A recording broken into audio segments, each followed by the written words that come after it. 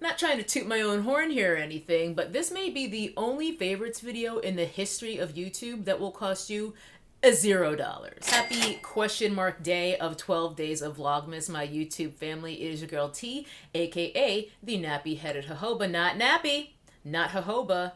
Nappy-headed jojoba. You have to say the whole thing. It's like a pimp named Slickback. 12 days of Vlogmas has been extremely challenging for me, not because of not wanting to do it or regretting deciding to do it, but because I've had a lot of technical difficulties this whole time, including my computer crashing repeatedly, which renders me unable to even edit content, let alone get it off of the memory card that I'm using to film right now. But I'm rolling with it. I'm trying to keep these videos coming for you guys, both on my Patreon with the exclusives over there and here on YouTube with the publicly available Vlogmas content. And in the videos that you guys have seen thus far, it's been a collection of all sorts of different topics, but one consistent theme that I've talked about throughout Vlogmas and on my channel in general is bemoaning consumerism. I am by no stretch of the imagination a minimalist. I enjoy makeup and nail polish and clothes and new hair products, the whole nine. Speaking of hair, you guys may not be used to seeing me in my Dookie twist. Typically I'll have my hair out or I'll cover it with a turban when it's like this, but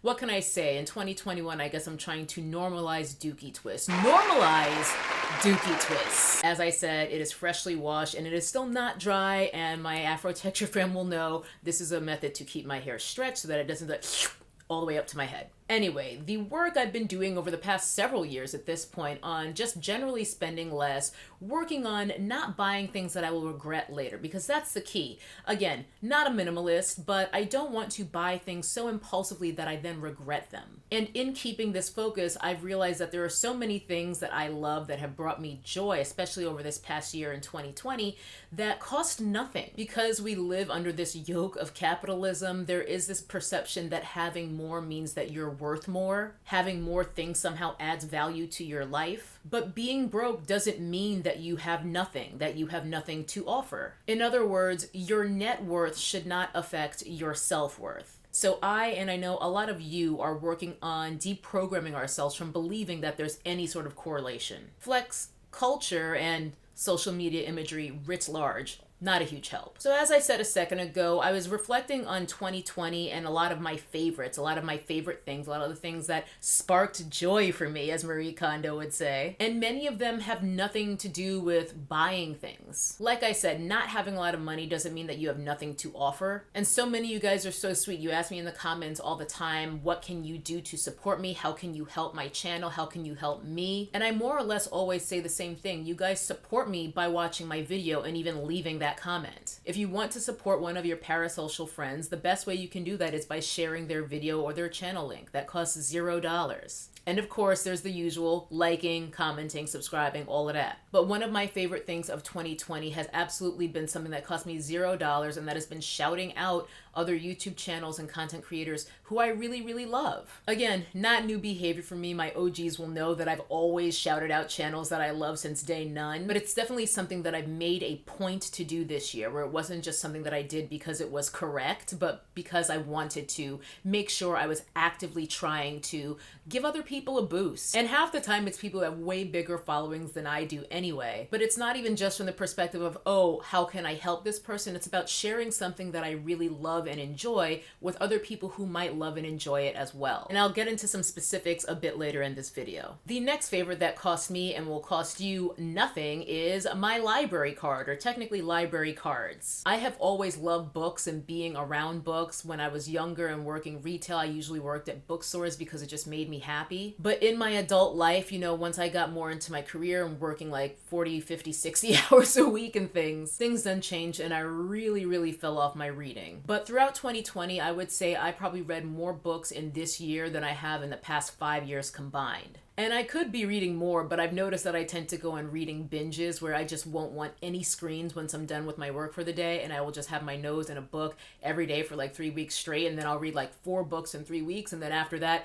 I just won't read anything for like a month. I've already complained about this in a Patreon video for Vlogmas, so I don't want to get into it too much. So my goal for 2020 is to be more consistent with my reading and not have these kind of reading binges and just be reading all the time, honestly. As corny as it sounds, my library card has been such such a key to unlocking so much joy for me. Getting access to books that I can read for free, that can change my perspective, that can teach me things, edify me in general, make me laugh, make me upset. I read a lot of political books. As you might be able to see, they're kind of far away. These are old. I've had these library cards a long time, but I've definitely put more use to them this year than ever. Obviously, mostly through ebooks on account of the plague. But I don't know what I would have done without my library cards this year. So if you don't have a library card, you should really get one. Most libraries in most cities are allowing people to just apply for one online. You just have to verify your address and whatnot so that they can actually issue you one. And that way, even if your library branches are closed locally, you'll still be able to at least borrow ebooks, which, real talk, were not my fave. I've gotten used to them. Dark mode helps a ton. But yeah, I've actually learned to love ebooks in their own way throughout this situation with the Rona. As a matter of fact, my library brought me one of my favorite things of this year, which was reading this book called Homegoing. This is the debut novel by Yaa Gyasi. She wrote another book which was just released, I want to say in September, called Transcendent Kingdom. I've read that too. I love this one way more. Just my opinion, but if you're only going to read one of her two books, read this one. As you can see, I did eventually go ahead and spend money to get myself a copy, and I actually spent a lot of money on this book because I did a giveaway, and I've given away, I think, a total of, it was supposed to be 3, but I wound up giving away 4 copies because I just couldn't resist. It was just something I really wanted to share with people. But initially, this was a title in a poll for our book club over on my Patreon. It lost, and then April P, not April P in Tokyo, April P here in the States, commented under that poll and said that this book was basically a revelation, just game changer. And based on her recommendation, I was like, you know what, I'm just going to read this on my own. I think I read this book in 2 sittings. Like, I just picked it up on a Saturday because I was in one of those moods where I just wanted to read and have quiet and peace, and I couldn't put it down. I mean, I read a bunch that day and then I finished it the next day. It reads really swiftly. It's written beautifully. It's such a unique, I don't even want to say too much about it. I almost feel like if you like me and if you trust my recommendations, borrow this from your library and go in blind because it will be such a beautiful experience. So this was a free fave that turned into a not so free fave because I did end up buying it, but I needed to have my own copy. And sticking with a library related favorite of 2020, I forgot what year it was. Next up is my Libby app. Right here I am on page 108 of Lovecraft Country because we're reading this for our book club over on my Patreon. And I got a cram because we're having our meeting tomorrow and I'm only halfway through the book. But originally, to borrow my ebooks, I was using another app that my library uses that's more integrated directly called Overdrive or something. I really didn't like that one. It wasn't very user friendly. It would often have just weird glitches and whatnot. And then I noticed when I was on the LAPL site one day that they were like,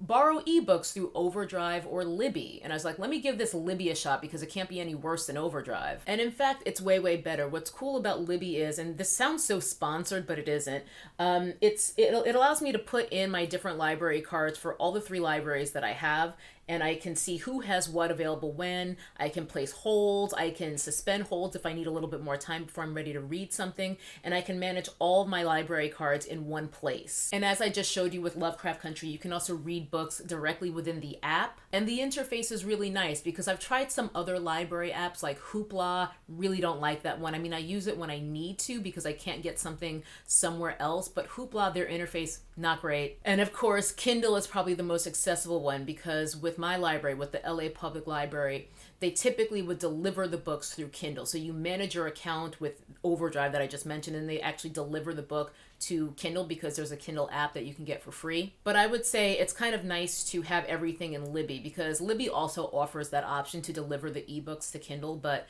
I've stopped doing that as of recently. I think my first book was the last book I got before Lovecraft Country.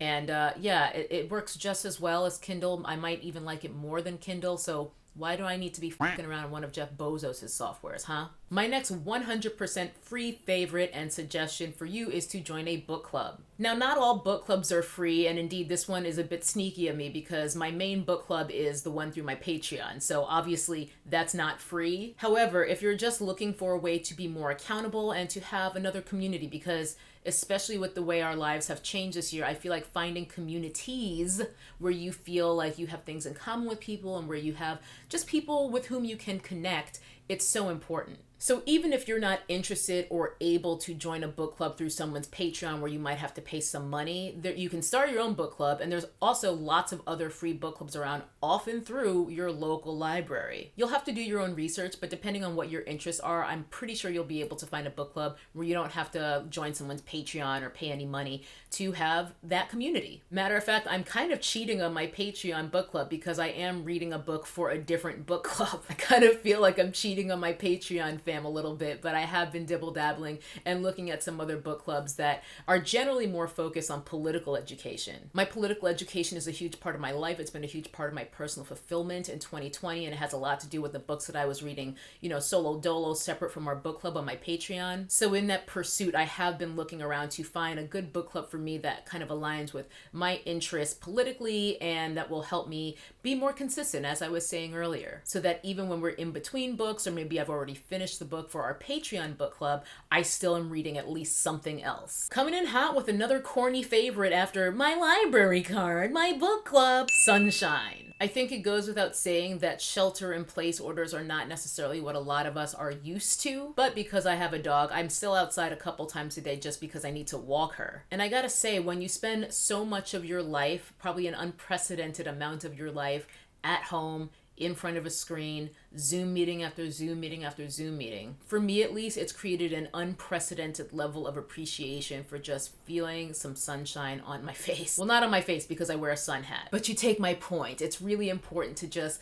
get outside and get some fresh air, and of course, just mask up, keep your distance when you see people, but getting outside has brought me, it's completely changed my mood. It's brought me so much relief from feeling trapped a lot of the time, which I often feel in the shelter-in-place order. So even if it's just 10-15 minutes, a walk around the block, it's helped me so much, and it's absolutely been a 2020 favorite. Not even kidding, the highlight of my day is usually when I take my dog to the park. Moving swiftly along every year, even though I've never talked about it explicitly, some of my favorites are just some YouTube channels that I've been loving in particular that year. And first up, and this is more of a concept because it's not one channel, Lagutta Gang. Lagutta Gang really refers to a community of people who watch Audra at Home, who watch Emily Han. There's a couple other YouTube creators in there as well. But over the course of this year, Audra and Emily started doing weekly live streams together. Because I'm subscribed to them both, I would often watch them, and this community just formed, and it's been absolutely lovely. It's called Lagutta Gang because even though the premise of most of the streams is about makeup, it quickly devolves because most of us have our minds in the gutter and we just kind of roast each other. We make a lot of off-color jokes.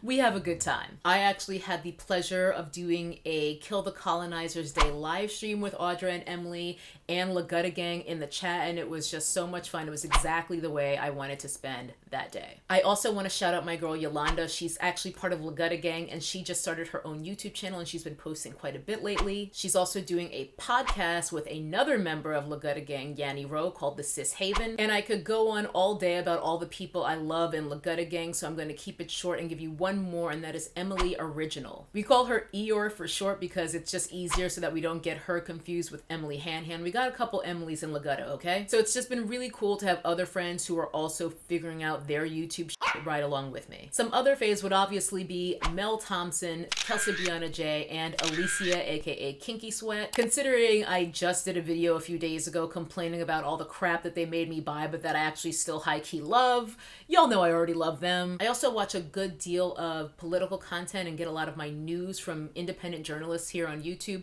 but one, I wouldn't call him a journalist at all. He's more of a socialism education channel / philosopher, and that would be Azure Scapegoat. Absolutely love his content. Actually love a lot of his sense of humor and graphics that he infuses into that when he's talking about rather heavy issues. Again, I watch a lot of politically oriented content, but that would be one of my favorites for 2020. And last but not least, we have a longtime favorite, which is Natasha Ocean. She is someone who I've been watching for a long time based off of one of y'all recommending her to me a few years ago. I've reviewed a handful of her fitness programs, all sorts of stuff. I even got to meet her a couple years ago. She hasn't been posting as frequently this year, but when she does post, it just makes me so happy because I love, one, just seeing what she's up to. She's just fun. She's also just so inspirational to me in terms of not just her work ethic, but her fitness work ethic. Like, she is working hard when she shows what she's doing in her workouts, and I love her for that. And one of the most fun things is just seeing how much fun she has with her partner Mario. They've been together a really long time.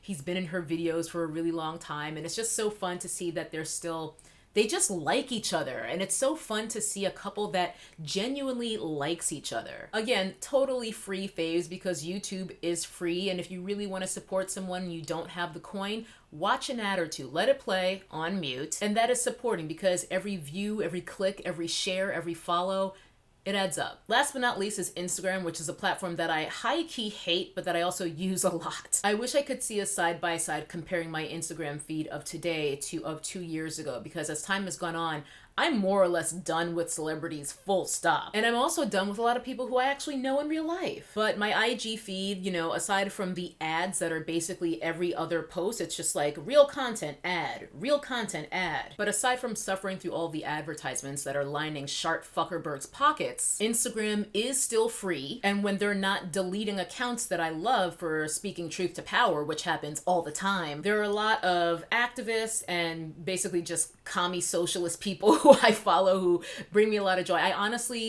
I don't think I'm going to name them simply because it's obviously not that I don't want to support them. I don't want to bring negative attention to them. But those of you guys who f with me heavy will already know most of the ones I'm talking about just from looking at my stories, because I post on stories literally every day. So I'm going to reserve those shout outs for my stories like usual, because again, a lot of the accounts that I'm talking about regularly have to start new accounts because they get deplatformed by Instagram. As far as less controversial favorites of Instagram, one of course would be Denona.